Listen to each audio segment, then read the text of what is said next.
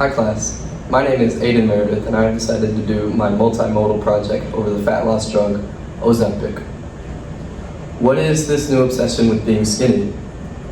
And where has this mass following come from?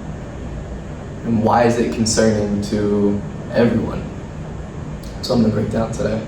We're going to start off with the video. Over 1,000 people are suing the makers of drugs like Ozempic and Wegovy, saying the medications gave them debilitating side effects, including diarrhea, bleeding, and vomiting. But are potential side effects enough to scare off patients?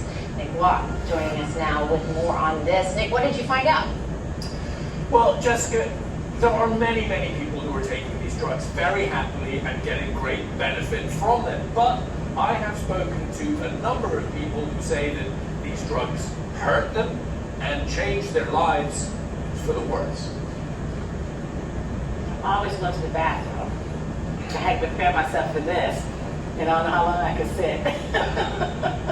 Patricia?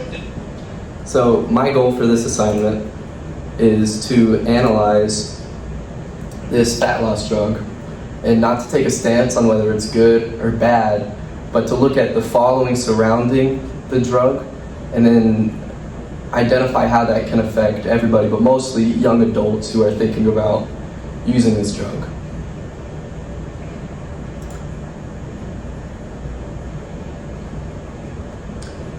Here we have an advertisement on an Instagram story about Ozempic, and here's another advertisement in a subway system. Now, this is a big issue because these drugs are being pushed as life-changing. They're the way to be skinny, is how they're advertised. A weekly shot to lose weight, right? Lose 35 pounds with one weekly shot. As if this is the only way to lose weight and there wasn't a better way, is what it feels like these advertisements are showing. And then how might that affect everybody if everybody believes, because of the advertisements being placed out there and the following that they have, what can this change about how people think about losing weight?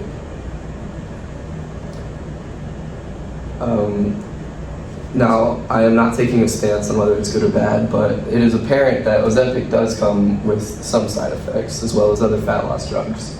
For instance, Ozempic face.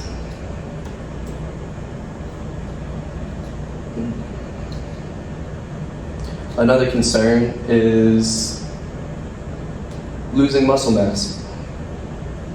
If the media is pushing Ozempic as this miracle drug and not really looking at the side effects, would that make people overlook the side effects in a way?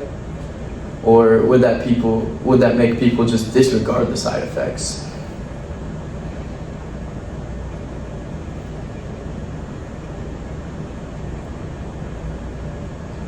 Again, here we have just some more effects on the body by another news source. And here is the biggest issue that I have found with the drug. As you can see here, if you can read hopefully, Jeremy Clarkson, Amy Schumer, these are both celebrities that are talking about this fat loss drug. In this case, they're talking about the side effects, but what if those celebrities weren't talking about the side effects? What if they were talking about how good the drug is or how it's changed their lives? Would that following from these famous people make more people more likely to use the drugs and not do their own research or look into it more to identify if it should be for them or not?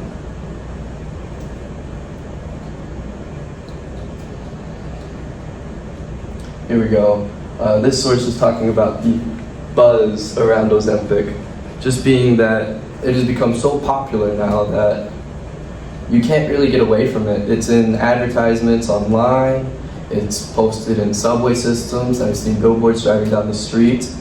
It feels like it's everywhere, and I'm afraid that this everywhere might make people more likely to buy in.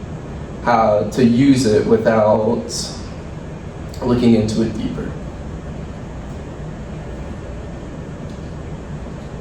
Now, the other half of the argument is that, well, this is good, right? This drug being put up everywhere and advertised can be good and beneficial because it can help people. And to that I say, yeah, if the drug helps people, then for sure, use it, as in diabetic people who have been prescribed this by doctors.